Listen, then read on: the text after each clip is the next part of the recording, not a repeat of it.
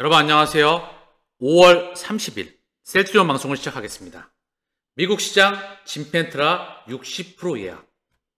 인생의 흐름님께서 좋은 자료를 짧고 간결하고 명확하게 남겨주셨습니다. 현재 기준으로 미국 현지에서 진펜트라를 처방하겠다고 약속한 의료기관이 전체의 60% 가까이 될 것. 앞으로 보험 커버리지도 지금보다 더 확대될 예정이라 미국에서 진펜트라가 좋은 결과를 얻을 것으로 자신한다고 덧붙였다. 언론 보도 통해 나왔던 이야기죠. 허에밍 키움증권연구원은 미국 현장을 방문 후에 진펜트라의 성공 확신 최선으로 추천하였다. 진펜트라 제품 설명회는 학회 마지막 날 오후 세션이었는데도 참석자가 많았다. 높은 관심을 확인할 수 있었다며 분위기를 전했다. DDW 2024 셀트리온 부스엔 전 세계 의사 2,000명이 방문한 것으로 추정된다. 셀트리온 측에서 방문객에게 주려고 한 약과 1,500개와 커피 1,500컵이 일찌감치 동이 났다. 셀트리온 부스에서 서 회장을 만난 각국 의사들은 진펜트라에 대해서 환상적이라고 칭찬하는 등 큰 관심을 나타냈다. 마지막 날 2,000명 방문, 시간당 200에서 250명, 인산인해 맞지요? 허에밍 키움증권연구원 현장 확인 후 깜짝 놀랐다. 추가 대형 PBM 등록 2분기에서 3분기 예정. 자, 그러면 미국 출시 1년 후 매출액이 얼마가 될까요? 유럽보다 3배에서 4배 큰 시장 캐파. 유럽은 바이오베터, 미국은 신약입니다. 자, 그러면 대충 때려잡아도 장난이 아니겠죠? 휴미라, 미국 사보험 선호의약품 6월 이후 삭제.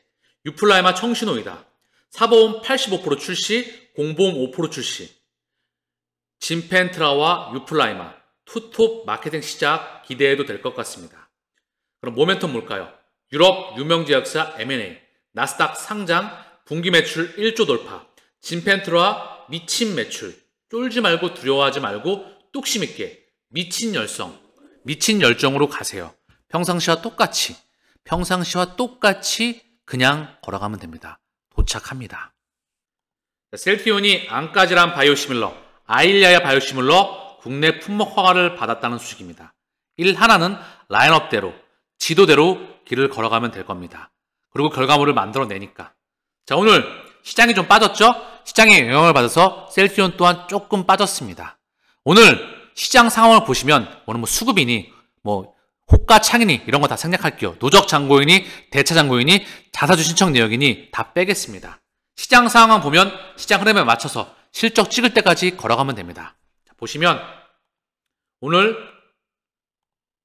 코스피와 코스닥이 각각 1.56, 0.77 하락했죠. 해외 증시도 미국, 나스닥, S&P, 다우 다 빠졌죠. 니케이 상해 항생 또한 아시아 증시가 하락했고요. 유럽 증시가 강보합권에서 움직이고 있지만 어제 기준으로 해서 전 세계 증시, 미국과 유럽, 그리고 오늘 아시아 증시가 죄다 파란불이었습니다. 자, 원달러 환율은 원화 약세였죠. 달러 강세, 달러 인덱스 또한 강세였습니다. 국채금리가 튀었죠. 자, 그럼 정리를 하면 이슈를 보니까요. 미국 장기금리 상승에 인플레이션 재가속화 우려에 하락 출발했고 하락으로 마감하였죠. 그래서 미 국채금리 상승하였다. 일본의 10년물도 약 13년 만에 최고치. 그래서 페드의 금리 인하 기대가 수그러들면서 국채금리가 상승하고 있다. 이 말이 나오고 있는 겁니다. 정리해 보겠습니다. 한눈에 시장 상황을 정리할게요. 셀트리온 오늘 빠진 거 신경 쓰지 마십시오. 이거 데리고 놀고 있는 거니까. 지금 인플레 우려에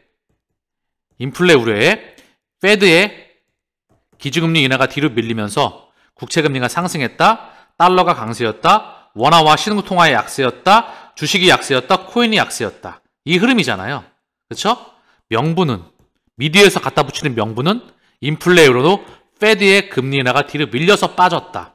저는 이거를 명백한 대중기만과 허수로 보고 있습니다. 그냥 시장은요, 파동을 그리면서 이렇게 상승했다 내렸다 상승해 놨다 하는 거예요. 그 파동 중에 갖다 붙였죠, 미디어가.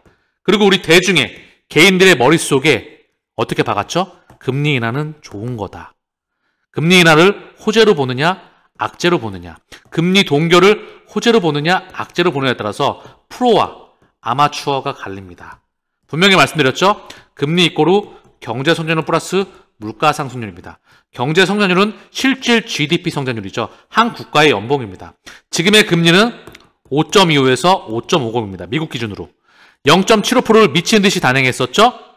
경제 성장률은 미국, 유럽, 일본이 죄다 박살나 있어요. 대한민국도 박살나 있죠. 경제 성장이 정체된 상황에서 물가가 우크라이나 전쟁으로, 코로나 팬데믹으로 미국 기준으로 9%가 넘었었죠. 엄청났죠. 유럽은 더 심했습니다. 2008년도에서 2020년도에 금리 인상기에 1년에 아무리 올려봐야 0.25%씩 1%가 최대치였어. 1년에 1% 올린 게 가장 많이 올린 겁니다. 지금은 0.75%를 미친 듯이 올렸죠. 물가를 명분으로 해서 물가가 올라가니까 물가를 잡아야 한다며 금리를 미친 듯이 올렸습니다. 그리고 실물 경제와 증시는 박살이 났죠.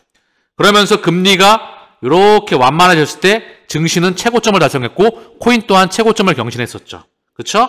그러면 물가는 이미 내려와 있습니다. 내려와서 살짝 튀었겠죠. 이미 이전보다 확실히 내려와 있어. 그런데 금리는 내리고 있지 않아. 그럼 언제 내릴까요? 경제가 박살날 때 내릴 겁니다. 금리 인하 폭이 완만해서 유지가 될 때가는 괜찮을 수 있습니다. 찔끔 내려와서 완만하게 유지될 때는 증시가 물량을 소화하고 계속 상승이 이어질 수가 있어. 그런데 급하게 내려올 때는 경제가 박살나면서 완전히 빠그러질 수가 있습니다. 이거를 읽을 수 있느냐가 선수와 프로와 아마추어를 가르는 겁니다. 방송 말미에 코인에 대해서, 4차 산업혁명에 대해서, 블록체인 혁명에 대해서, 넥스트머니, 그 패러다임에 대해서 말씀드리고 있습니다. 코인의 가치를 모르면 진짜 부에 합류할 수가 없습니다. 세계 최초의 항체 바이오시밀러, 초기에 투자했다면 천문학적인 수익률로 앞으로 다가왔었겠죠.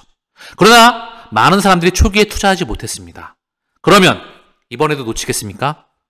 에코프로비엠을 초기에 투자했었다면, 그쵸? 마찬가지입니다. 도널드 트럼프 전 대통령이 XRP를 보유하고 있나요? 내용을 봤더니 보유하고 있진 않아. 하지만 트럼프 전 대통령이 현재 보유하고 있는 코인들이 USDC, 스테이블코인과 이더리움을 보유하고 있습니다. 본인의 민코인과 함께 말입니다. 자, 그러면서 트럼프 대선 캠프에서 암호화폐 후원금 수령을 시작하였다. 비트코인, 이더리움, 솔라나, XRP, 리플, 도지코인, 까르다노, 시바이누, 아발란체를 지금 현재 후원금으로 받고 있다. 그러면 트럼프의 대선 기조가 보이고 있죠? 코인에 대해서. 자, 그러면서 바이든 또한 미국 바이든 캠프 암호화폐 리더들과 접촉한다. 기조 변화를 감지했다. 누가 오든 이거는 100% 정해진 미래입니다. 초기에 들어와서 선점하시길 바랍니다. 저와 함께 멤버십에서 좀 전에 금리에 대해서, 원리에 대해서 설명을 드렸죠? 그렇게 매크로 경제와 그리고 시황과 4차 산업혁명과 각 섹터별 대장 코인들과 블록체인의 원리에 대해서 저는 보다 근본적으로 알려드리고 있습니다. 그만한 가치가 있으니까 방송 때마다 말씀을 드리는 거겠지요?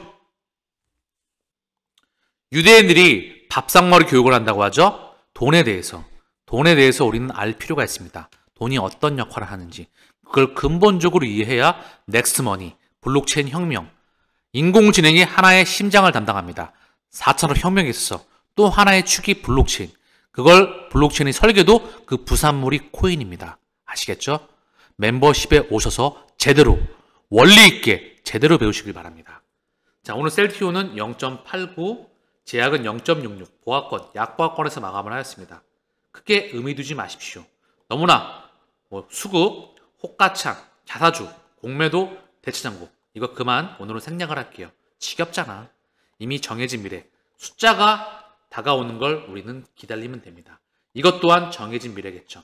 그리고 그들이 끌어올릴 겁니다. 오늘 방송은 여기서 마치도록 하겠습니다. 감사합니다.